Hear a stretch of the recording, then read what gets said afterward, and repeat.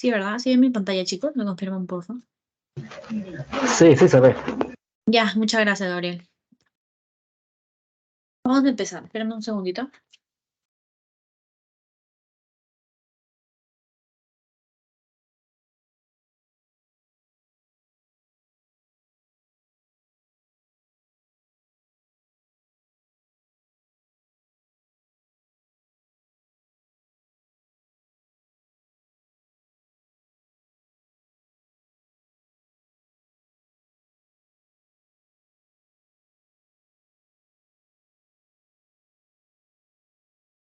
Ya, ahora sí.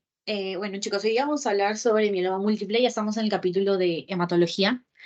Y para empezar, cuando hablamos sobre mieloma múltiple, hay que tener en cuenta de que hay discrasia de células plasmáticas, así se llama. El mieloma múltiple tiene diferentes presentaciones. Hay mieloma múltiple smoldering y tienes mieloma múltiple sintomático. Y tienes el MGUS, que es la gamopatía monoclonal de significado incierto. Entonces, miren, vamos a hablar solamente de mieloma múltiple hoy día, el sintomático.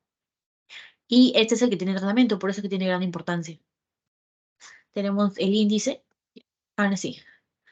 El mieloma múltiple es una neoplasia. Ahora, ¿qué es lo que pasa? Es una neoplasia hematológica. ¿Por qué? Porque las neoplasias hematológicas abarcan a a las tres series que tenemos en la sangre. Tenemos la serie roja, la serie blanca y las plaquetas. Entonces, todas las neoplasias que se consideren que afectan a alguno de ellos van a considerarse hematológicas. El asunto es que las células plasmáticas son células que provienen de los linfocitos B, porque ustedes cuando han estudiado inmunología saben que cuando los linfocitos B se activan, se convierten en células plasmáticas y se producen, ¿qué cosas? Las inmunoglobulinas, anticuerpos, como gusten llamarlos. Entonces, el mieloma múltiple va a ser una proliferación neoplásica de las células plasmáticas. Es de la célula que se descontrola y crece de manera anormal. Las células plasmáticas proliferan en la médula ósea, produciendo diferentes manifestaciones. Y lo importante es que, como yo les digo, ¿no? Las células plasmáticas producen inmunoglobulinas. El asunto es que lo normal es que éstas sean policlonales. En este caso, cuando hay una neoplasia, hay una alteración de todos los procesos fisiológicos, va a haber una producción de inmunoglobulinas, pero son monoclonales. Las células plasmáticas, como yo mencioné, generan una inmunidad humoral, pero como tenemos la producción anormal de esas proteínas monoclonales, estas proteínas monoclonales, por así decirlo, no sirven. O sea, tú dirás, una paciente que tiene mieloma múltiple está muy protegida, entonces porque tiene un montón de inmunoglobulinas, entonces está protegidísima. No es así. En la mieloma múltiple se producen inmunoglobulinas fallidas que no sirven y son excesivas encima, entonces no significa que estas personas tengan más protección, al contrario, por ser una neoplasia, por ser una enfermedad crónica, tiene la tendencia a la inmunosupresión. Ahora, las células plasmáticas pueden crecer en la médula ósea y van a producir diferentes lesiones. La incidencia no es una neoplasia hematológica muy frecuente, como ven acá solamente abarca el 17%, pero tiene una característica clínica muy conocida, por eso es que quizás lo estudiamos. En este caso, también de todas las neoplasias malignas, solamente va acá del 1 al 2% y generalmente se dan a adultos mayores. ¿Por qué? Porque la vida media es 67 años. Muy rarísimo encontrar un niño con mieloma múltiple. Eh, Muy raro también encontrar a pacientes que tengan menos de 40 años. Lo normal es que tengan más de 60 y le ponen de edad media 67. Entonces, así como por ejemplo, los linfomas linfocíticos son comunes en niños, el mieloma múltiple es común en ancianos. Luego tenemos el cuadro clínico. Antes de hablar de esto, voy a leer un poquito de la patogénesis ya. En la patogénesis no hay una etiología comprobada, pero que se cree que lo que activa esta proliferación de las células plasmáticas, perdón, la consecuencia del aumento de células plasmáticas genera varias cosas. Genera, por ejemplo, aumento de la reabsorción ósea, resorción ósea. La resorción ósea, ustedes han escuchado que la resorción ósea es como si tuvieras un hueso. El hueso puede proliferar o puede disminuirse. La resorción ósea es eso, es la disminución del tejido óseo, que en condiciones normales sirve para el remodelamiento, pero como estamos en una anormalidad, estamos en un estado patológico, la resorción ósea aquí es mala, genera consecuencias negativas. El aumento de la proliferación de células plasmáticas también aumenta las interleucinas, que son proinflamatorias, como la interleucina 6, también aumenta el VEG, y todo esto, o por lo menos estas dos, generan una disminución de la inmunidad. Ahora, es algo muy característico del mieloma múltiple que haya una disminución de la supervivencia inmune, que el paciente sea un paciente inmunosuprimido. Ahora, el cuadro clínico es característico. Yo voy a poner el cangrejito porque se dice que son lesiones CRAP. Las lesiones CRAP es un acrónimo que se utiliza para definir las lesiones que son clásicas, que son, no diría patognomónicas, sino que en su conjunto son muy sugerentes de mieloma múltiple. Si ustedes ven alguna de estas características, dos al menos, en un paciente anciano, ya puede sospechar de que puede que tenga una neoplasia hematológica, en este caso un mieloma múltiple. Primero tienen la C de calcio. Hay una hipercalcemia. ¿Por qué se produce la hipercalcemia? Por aumento de la resorción ósea. Si yo elimino hueso, por así decirlo, el calcio va a pasar del hueso al torrente sanguíneo. Entonces va a haber un aumento del calcio en sangre y una hipercalcemia. Ahora, el calcio puede estar encima de su límite superior, o sea, puede ser mayor de 11. Algunas literaturas le ponen como 11,5. Es una hipercalcemia. Luego tienes la falla renal. La insuficiencia renal es causada por varios mecanismos. Uno de ellos es el depósito de estas inmunoglobulinas fallidas a nivel del riñón, y otra es lo que normalmente ustedes saben que una inmunoglobulina es una proteína finalmente. Las proteínas se filtran por el riñón y normalmente cuando son la cantidad normal no hay problema. Pero ¿qué pasa? Cuando tú tienes un aumento de proteínas totales, porque la inmunoglobulina aumenta las proteínas totales, entonces hay un aumento de la filtración de proteínas. ¿Y qué pasa? Cuando las proteínas superan esta capacidad del riñón para filtrarlas, entonces empieza a haber una insuficiencia renal. Es una nefropatía. Otra posible causa es que cuando yo te dije sobre la hipercalcemia y la demineralización ósea, esto causa fracturas patológicas. Esto y las lesiones óseas como tal, ambas causan fracturas patológicas. ¿Y qué se da para las fracturas patológicas cuando a un paciente le duele mucho, por ejemplo, la cadera, le duele mucho moverse? Normalmente uno le da AINES. Puede estar asociado, bueno, acá, las inmunoglobulinas, primera, y el uso de AINES también se ha descrito que el hecho de que tú le des bastante AINE a un paciente con mieloma múltiple para evitar el dolor que tiene típico, puede generar una falla renal, pero el mecanismo principal es la de las inmunoglobulinas que les acabo de explicar. Luego tienes la anemia. Y ustedes saben que la anemia, la hemoglobina disminuida. Y en este caso, ¿por qué ocurre? Porque en el hueso, imagínense que es un cuadrado, ¿ya? Esta es la médula ósea. Perdón. Supongamos que tú tienes la cantidad correcta de eritrocitos, son los eritrocitos, la cantidad correcta de leucocitos y plaquetas en equilibrio. Mis eritrocitos se forman en la médula ósea, todos se forman en la médula ósea. ¿Qué pasa? Si yo aumento los leucocitos, o sea, esta proporción cambia, plaquetas poquitas, leucocitos un montón y eritrocitos poquito, ¿qué significa? Que yo estoy bajando la cantidad de hemoglobina y la cantidad de hematocrito. Entonces, el hecho de que haya una gran producción de células plasmáticas, que es excesiva, que es mucha, que es una hiperproliferación de células plasmáticas, causa que haya un desequilibrio en la cantidad del resto de componentes que forman la médula ósea. Por eso, el paciente con mieloma múltiple puede cruzar con anemia, que es por la invasión de la médula ósea, y también puede ser como enfermedad crónica. Ustedes saben que la enfermedad crónica causa anemias normocíticas, normocrómicas. Es lo típico que hay en las anemias por enfermedad crónica. En cambio, también tienes que en los estadios más avanzados, bueno, incluso puede llegar a haber una trombocitopenia, puede haber una disminución de plaquetas. Entonces tu paciente tendría una visitopenia, tendría anemia, tendría disminución de plaquetas, trombocitopenia, una visitopenia, pero no llegaría a ser una pancitopenia porque no está ocupado o no está afectado, por así decirlo, los leucocitos. Luego tienes los huesos. En el caso de los huesos, es el B de Bones, tiene las lesiones óseas. Las lesiones óseas características son lesiones en sacabocados. Se lo pueden poner en un examen.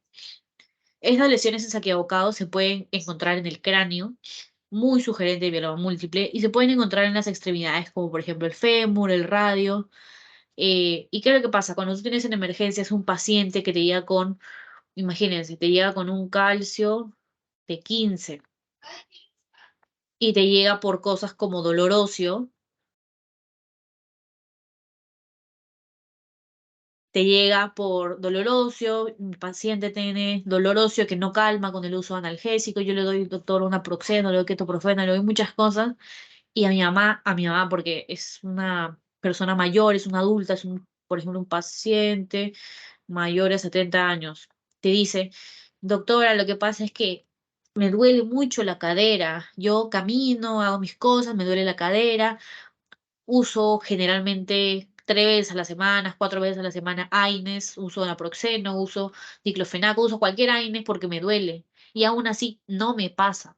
Entonces tú le dices, bueno señora, vamos a ver qué podemos hacer, le sacas sus exámenes eh, y te das cuenta que no es un dolor muscular. No puede ser un dolor muscular, porque el dolor muscular ya te descarta, ¿no? Una fractura patológica. Entonces tú le tomas exámenes y te encuentras con un calcio de 15. Y tú dices, es una paciente mayor con dolor óseo que puede ser por fracturas patológicas, que puede ser por la resorción ósea que te estoy mencionando, y se le dice una hipercalcemia maligna. Tú sospechas que es una hipercalcemia de origen maligno. ¿Y qué malignidad te puede dar una hipercalcemia? El mieloma múltiple. Si tú lo asocias con otros, en el hemograma te sale encima anemia, te sale hipercalcemia y encima te dice que tiene síntomas o signos que te indican dolor óseo, entonces tú puedes estar ante un mieloma múltiple. Mira, ya tienes 3, ya le hace falta pedirle su urisocrea para ver cómo está su cuadro de su parte renal, perdón. Ahora, hay criterio diagnóstico. En la médula ósea obligatoriamente tú tienes que tener, uy, perdón, puedes que tener 10%. Ahora, es 10% en médula ósea que tú lo puedes ver en una biopsia, lo puedes ver en una aspirada de médula ósea, o hay un plasmocitoma. Un plasmocitoma, chicos, es un tumor. Es un tumor de células plasmáticas plasmocitoma, que puede ser óseo, lo puedes encontrar en imágenes como radiografías, le puedes hacer una tomografía, o puede ser extramedular. Yo he visto pacientes que tienen plasmocitomas que son cutáneos más que todo. Y lo compruebas, ¿no? Por la biopsia, que este tumor que yo tengo, porque a simple vista tú no sabes que es un plasmocitoma, le sacas tu biopsia y tú dices, ah, este tumor está compuesto de células plasmáticas. Entonces, al tener esto, tú dices, esto puede ser un mieloma y puede cruzar con uno o más de los siguientes eventos. Tienes las lesiones CRAP, que ya les expliqué, y tienes biomarcadores de malignidad. ¿Qué biomarcadores de malignidad tengo? Si yo tengo que para el diagnóstico solamente necesitas mínimo 10%, un criterio de malignidad es que tenga 60%, más del 60% de células plasmáticas de médula ósea. Significa que esa médula ósea está muy infiltrada, muy invadida por células plasmáticas cancerosas. Tienes proporción de cadena libre en suelo no afectada mayor a 100, este es un 1, perdón, y más de una lesión focal en estudio de resonancia magnética. Esos son los criterios diagnósticos. Acuérdense, médula ósea más de 10, plasmocitoma, lesiones CRAP y un biomarcador de malignidad, nada más. Y tienes imágenes que incluyen plasmocitomas. Por ejemplo, mire, si tú ves esto a simple vista, no asumes que es un plasmocitoma, tienes que sacarle una biopsia. Y en la biopsia te saldría que está compuesto de una gran cantidad de células plasmáticas. Y esas son las lesiones que yo le mencioné, son lesiones en sacabocados. Entonces tienes, miren, esta lesión osteolítica es una radio. Acá tenemos una radiolucencia. Se ve negro en las radiografías y son múltiples. Miren, miren cuántas hay. Esto no es una fractura de cráneo, esto son lesiones en sacabocado típicas de mieloma múltiple. Y lo puedes ver también en fémur. Tú puedes ver. Ay, soy muy mala dibujando, perdóname. Puedes ver varias lesiones en fémur que no son, tú sabes que no son lesiones típicas, no son lesiones como una fractura que tú lo verías así como en tallo. Son lesiones que se ven en sacabocado, son lesiones osteolíticas. ¿Por qué? Porque acá no hay hueso, hay resorción ósea. Ahora, cuando tenemos el diagnóstico, ya les dije, ¿no? Los criterios diagnósticos, pero también puedes ayudarte de varias cosas. Es decir, cuando tú tienes un paciente con mieloma múltiple, tú le vas a pedir exámenes auxiliares, le vas a pedir un hemograma fijo, electrolitos, ¿por qué quieres ver electrolitos? Porque quieres ver calcio, ¿verdad? Vas a pedir urea y crea, ¿por qué? Porque quieres ver su función renal, hipercalcemia, falla renal, anemia, que puede cursar con, ya dije, trombocitopenia, porque en estadios avanzados también hay bicitopenias, y esos son los exámenes basales que tú le pedirías. Ahora, si tú le quieres pedir aparte otras cosas, puedes pedirle un aspirado de médula ósea y ya, bueno, le puedes hacer también una biopsia. Pero lo principal que piden es un aspirado de médula ósea. Es lo primero, por así decirlo. Ya si es positiva o si no es definitoria, puedes pedirle una biopsia. Puedes pedirle, aparte, como son enfermedades crónicas, tú no sabes cómo está el estado interno del paciente. Le pides un perfil hepático. ¿Por qué? Porque en el perfil hepático te dan proteínas totales y proteínas fraccionadas. O sea, dentro de las proteínas fraccionadas tienes albúmina, tienes globulinas. Entonces tú vas a ver que un paciente con mieloma múltiple, como yo le mencioné, tiene una gran cantidad de proteínas. Sus proteínas totales están aumentadas. ¿Por qué? Porque las inmunoglobulinas, que se componen de globulinas, son proteínas. Entonces, si yo subo esto y las proteínas totales es la suma de albúmina más globulinas, entonces las proteínas totales por ende también están aumentadas. Tú puedes también ejercer o hacer una aspirada de médula ósea. ¿Ven? Acá tienes acá. Médula ósea. Aspirado a médula ósea. ¿Qué cosa vas a encontrar en la médula ósea? Tú puedes ver lo que yo mencioné como criterio diagnóstico. Tienes un aumento o más del 10% de células plasmáticas en médula ósea y si es un criterio de malignidad más del 60%. Ahora, vamos a ver que para medir estas proteínas, si tienen unas proteínas totales elevadas, ¿qué cosa puedes pedir para corroborar que se trata de albúmina, globulina y qué cadena de la globulina está afectada? Porque son varias. Tú puedes pedir un proteinograma electroforético o una electroforesis de proteínas séricas, que te va a decir cuál es la proporción de cada segmento, cada componente de las proteínas totales. Entonces, como yo dije, son células plasmáticas que producen inmunoglobulinas que son monoclonales. Mira, ese es uno normal, ¿ya? Acá tienes a la albúmina, tienes todo esto son las globulinas. Y tienes a alfa, alfa 1, alfa 2, beta y gamma. Entonces, ¿qué pasa? Tú tienes acá que si todo esto es globulinas, la porción gamma es la que se eleva. Entonces tienes fracción gamma que se ve elevado con un pico. Ese es el pico de inmunoglobulina M. ¿Y por qué se le dice pico M? M de monoclonal. M de monoclonal. No se van a olvidar, no es un pico G, no es un pico A, no es un pico beta, es un pico M. M de monoclonal. Ahora, ¿cuál es el tratamiento? El tratamiento en estos casos se basa, el gold estándar sería un trasplante de médula ósea. ¿Qué es lo que ocurre? Para empezar, se trata el que es sintomático. ¿Por qué? Porque yo les dije que hay mieloma múltiple sintomático, hay asintomático y hay el MAG. Ahora, si yo trato el sintomático, que es el que estamos viendo, que tiene la lesión scrap, que tiene todo esto, entonces tenemos que elegir o tenemos que preguntarnos primero, ¿mi paciente es elegible para el trasplante? ¿Cuándo decimos que es elegible? Es elegible cuando mi paciente tiene menos de 70 años y no tiene comorbilidades. Se usa una terapia de inducción, luego se consolida y da mantenimiento. La parte de consolidación es justamente el trasplante de médula ósea. ¿Cuándo decimos que el paciente es no elegible? Todo esto es... Ah, no se puede borrar.